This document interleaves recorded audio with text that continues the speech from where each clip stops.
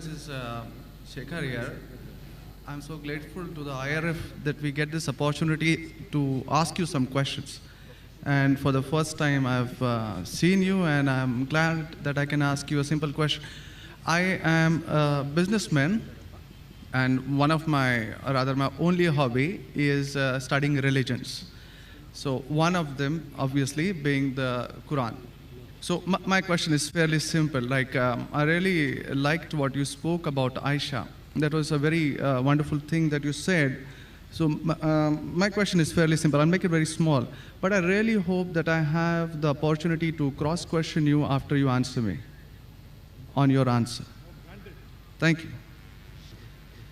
So we see in Muslim, book number 4, number 2127, wherein it says, a part of it that is, he stuck me, Aisha, on the chest, which caused me pain. Further down, if you look at Mishkat al-Masabi, volume 2, page number 690, repeated again in Muslim, book number 9, number 3506, a part of it, I'll just get to the point, wherein Umar is trying to say to the Prophet, or rather trying to make him laugh. He says, Messenger of God, I wish you had seen the daughter of Kharija, where she asked me for extra money, and I got up and slapped her on the neck. God's messenger laughed and said, they are around me, as you see, asking for extra money. Abu Bakr then got up, went to Aisha and slapped her on the neck, and Umar did the same to Hafsa. Now we see something of a pattern coming in. Then if we just jump to Quran chapter 4, verse 34, and those wives you fear may be rebellious, admonish, banish them to their couches and beat them. Now, as I understand from your talk, that there is equal punishment for both man and woman. I'm not contending whether they should be beaten or not. My point is, what is the right of the woman if the man is wrong? Because he gets to beat her up. Brother asked a very good question, and I give you the right to cross-question me after the answer. It is granted. The brother quoted hadith of Sahih Muslim and Mishkat al-Masabi. Do you know the relationship between Hafsa and Hazrat Umar? Well, I've not really got to the point that much. I'm still studying. Do you know the relationship of Aisha and Abu Bakr? May Allah be pleased with them both. Her father, if I'm not mistaken. That's right. I'm asking you a question. Are you married? Yes. Yes. Do you have a daughter? 2 of them. 2 of them, fine. I get to go to heaven. Sorry? I get to go to heaven. No. If you bring them up correctly, I remember with that. love and compassion, then you'll go to heaven, otherwise not. But, just kidding. But that is only righteous deed. Without iman, you can't enter Jannah. So for you to go to heaven, besides upbringing your 2 daughters correctly, you have to follow the laws of the Quran and the Sahih Hadith and be a believer. I understand. That we'll discuss after answer to you. I understand. After answer, inshallah. I'm asking a simple question. Suppose your daughter, if she wants to jump from a 10-story building, what will you do? I'll stop her. Is she adamant? What will you do? Point, yeah. You get the point, very good. If she wants to jump, no, I want to go. I want to fly like Superman. Dad, you are preventing me from being a Superman. What will you do? Well, I'll stop her, obviously. Will you slap her or not? If required. She says, no, I want to jump. What will you do? Well, I can ask it the other way around. What I'm if asking, my wife brother. sees... I'm asking. If she wants to jump from the 10-story. I will hit her. If required. Not normally. You will say, Arey beti, jaan do na, Superman mat bano. Nahi banne ka hai abba. Jump marne ka hai. Ab dekho kaisa udti hu main. I want to fly. One flap. A father is cruel to be kind. Yes. Now, our beloved Prophet Muhammad said, anyone who does not love Allah and His Messenger more than his own life, he is not a Muslim. Anyone who does not love Allah and His Messenger more than his own life, he is not a Muslim. So there are many occasions what happened that sometimes they were disrespectful to the husband. Not a normal husband, Prophet Muhammad. There were many occasions, not one occasion. There are many occasions, Hazrat Umar, may Allah be pleased with him, and Hazrat Abu Bakr, may Allah be pleased with him. When they came to know that one of the wives has caused pain to the Prophet, they were the father-in-law of the Prophet. But they loved the Prophet not only more than their daughter, they loved the Prophet more than their own life. There are many occasions. Which occasion you are referring to, I don't know. There were occasions when they came to know that my daughter has caused pain to the Prophet of Allah. How dare she does it? They being father, they have the right to slap. Not you and me. For us, they are the Ummahatul Mu'mineen. They are the mothers of the believers. But yet, they were human beings. Even the wives of the Prophet.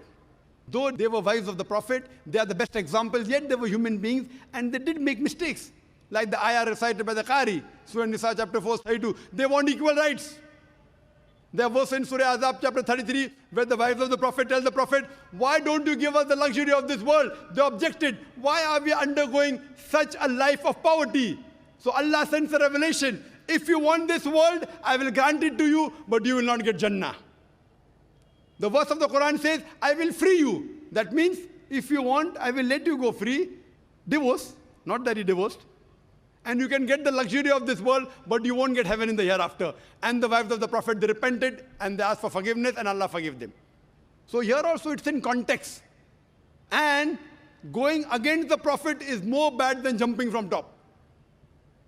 Jumping from top, your daughter will kill herself, that's it. Correct? But going against the Prophet is more bad. Did you get the answer? Sir, but my question still stands. I understood your point. I haven't completed my answer. Okay, you asked the question, no problem. My question is pretty simple. I haven't completed my answer yet, brother. All right. Because I know your question was in two parts. Then you quoted the verse of the Quran, Surah Nisa, chapter 4, 34. Yeah. And said about wife beating. I want to complete that before you answer. Otherwise, you said Zakir answered half. I only answered one part of your question regarding hadith. The second part is of Surah Nisa, chapter 4, verse number 34. Exactly after the verse that was recited by the Qari. After verse which says, Ar-Rijalu Qawwamuna 'ala an-Nisa, that the men are the protectors of the women. The verse says that if they're disobedient, then don't talk to her. After that, don't share the bed. Then the Arabic word is daraba, means beat her lightly. The Arabic word is beat her lightly, daraba. Ibn Abbas, may Allah be pleased with him, said, when you beat your wife, you should not beat on the face. Point number one. Point number two, when you beat your wife, there should be no mark left on her body. And he gave an example, beating with a miswak. Miswak is toothbrush. In modern way, I will say beating with a handkerchief. Handkerchief. Now, if you beat your wife with a handkerchief, it is symbolic. It is not wife bashing. Wife bashing is not allowed in Islam. Wife bashing means one shot on the face. Hit so hard so that the mark remains. She'll remember you for the next 1 week or 2 weeks. In Islam, wife bashing is prohibited. It is daraba, means beat her lightly. That means first you tell her she's wrong. You admonish her. Don't share the bed with her. Ultimatum. Last warning. Beat her lightly. Now, what I said, for any crime committed, the punishment is same. Punishment is same. Beating lightly is not a punishment, it is a warning. Can you do the opposite? Can the daughter hit the father? What if your daughter slaps you? Will you like it? No. Why? Equality. Let me complete my answer. You talk about equality. If your daughter slaps you, will you like it? No. No. There may be occasion when you get lunatic, when you become very old, and if you want to jump and then she slaps you, I will agree with her, correct? Though you said, no, I'm agreeing you. I understand. I'm helping you. You understand, but you don't understand me. No, I do. I'm helping you. Okay. If you grow up and you become a lunatic, you become senile, you want to jump from the 10th story, your daughter says, Abba, mat karo, don't do, father. She may have to slap you. She's doing in good faith. Accept it. Right? Now here, where a husband is giving a warning to the wife, if the wife does the same, what will the retaliation be? Imagine, suppose there's a massive person, bodybuilder comes and acts macho with you. If a small man comes, maybe you'll hit him. A macho person, Arnold Schwarzenegger, comes and tells you something. Will you hit him? Will you hit him? No. Though you may have a lot of guts, but Arnold Schwarzenegger, no.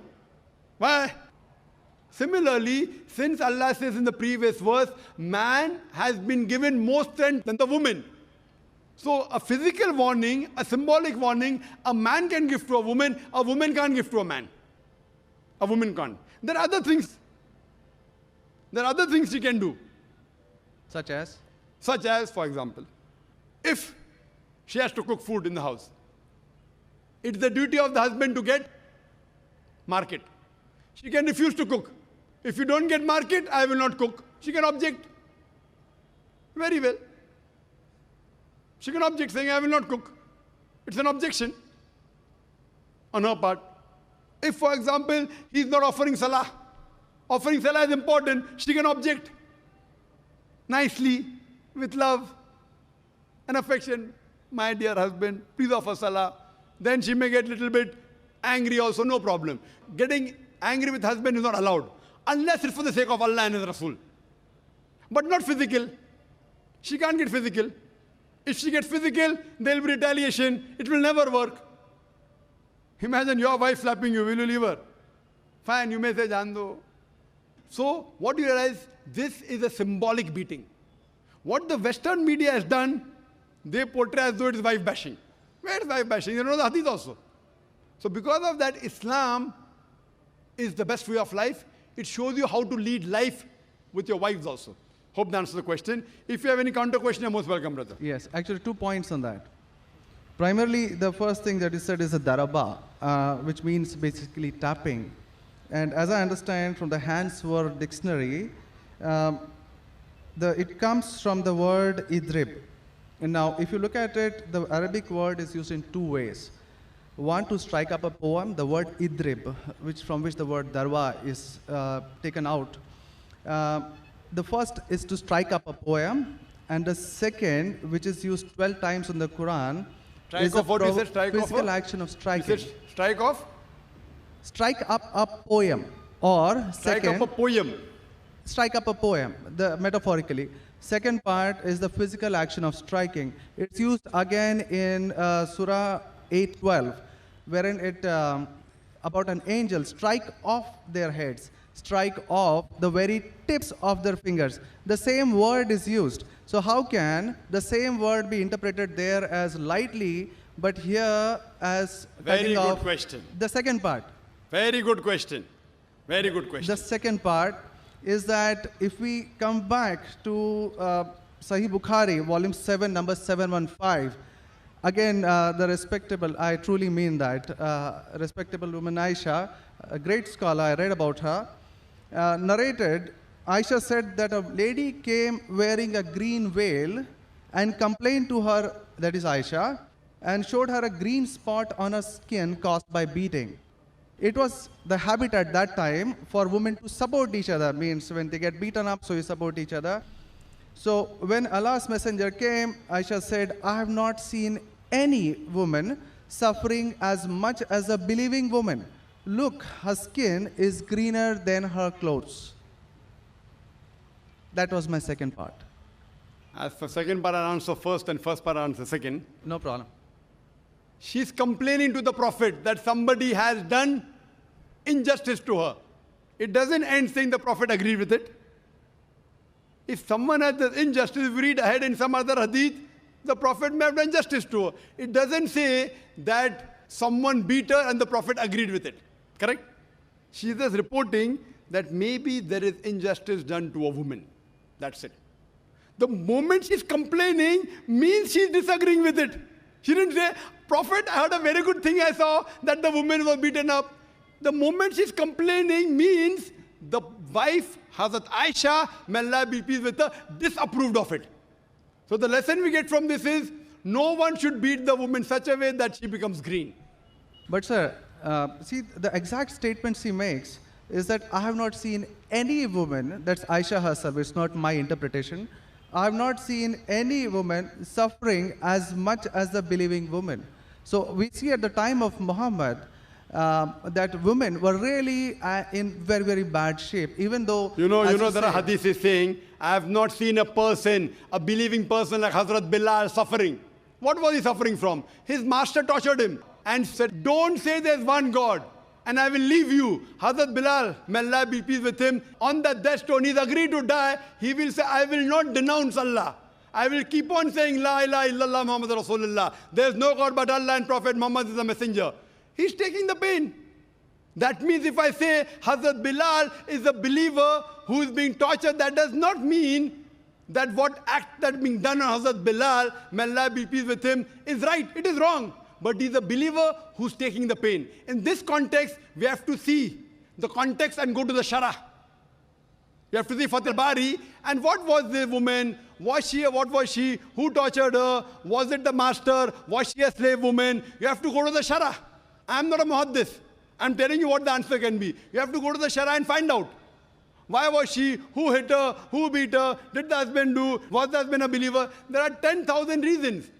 But Just sir, because, excuse me, in Mishkat al-Masabi, Brother Shekhar, volume 2. Brother Shekhar, Yes. what I would like you to do, there are so many people waiting at all the mics. Precisely, concisely, I would like you to put your question in a few words and then close. Because you got such a big sheaf of papers, there are many people I see waiting with small slips just or one something. question. So we cannot allow this whole thing to go on. This is not a debate session. It's a question and answer session. I want you to put your question in the next 4 sentences. Let Dr. Zakir answer so that all the many ladies standing there here also get a chance. We have exactly 1 hour, 12 minutes left. We have occupied 20 minutes already. brother, initially you asked 2 questions answered. You said, I want a counter. What counter you gave? In the counter, you're asking 1 more question. I don't mind answering your 100 questions, but in this rule, 1 question at a time, go behind the queue, no problem. You asked 2 questions, give the answer. You said, I want a counter question. With the counter question, you're asking 1 more question. So, I'm very kind, I don't mind. I would love. After finishing, you can come in the cabin. And inshallah, I will answer all your questions. I want to ask you, after I answer your question, what will you do? Will you believe in the religion Hazrat Aisha believed? Yes or no? I yet have to answer your counter question. Well, it's not just this 1 point. There are many, many more. I'll answer inshallah all. How many are there? 10, 20, 50, 100? How many? Well, we can sit on that. How many approximately? Well, there are many more. I have not How really many? counted them. 10, 20, 100, 1,000, 10,000? How many do you have now in your mind? Well, I do have. How many? 10, 20, 30? How many? Yeah, probably quite a few. Maybe, Quite a few is how much? 5 or 10? Approximately. I don't know, maybe 100 questions. 100 questions you have? Brother, after this session is over, we sit together. Okay? Write down all the 100 questions. Inshallah. Inshallah. I will try and answer everyone. Okay? I request you, we'll spend the full night together. I don't mind, because you're a seeker of truth. And I'm also a seeker of truth, and my job is to try and clarify the truth. Not that I'm a scholar. I will try and answer all your 100 questions. But I doubt whether you'll be able to write 100 questions. I doubt. Coming to your main counter question, brother. That will be basically counter question. Counter question of yours is that daraba has got 2 meanings. One is strike off the head. You ask me then, how do you come to know which is correct? Correct? Exactly. In the counter question, don't ask 1 more question. That means you're breaking the rule. Sir, I'm just refuting what you said. Not refuting. See, you asked a counter question. Counter question was of daraba has got meaning of striking. That is the counter question. In that counter question, you asked 1 more question.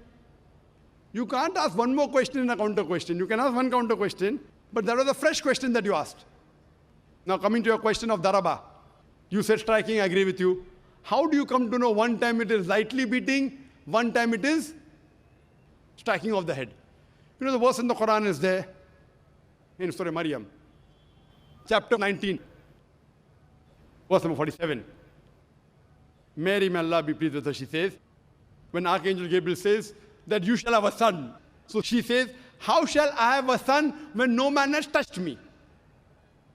How shall I have a son when no man has touched me? Now if you go to the Lugha, your hands wear dictionary, all lanes, I believe you read my dictionaries, all this you can get on the internet. It's not difficult. You go on the internet and type, you'll get 100 questions against Islam.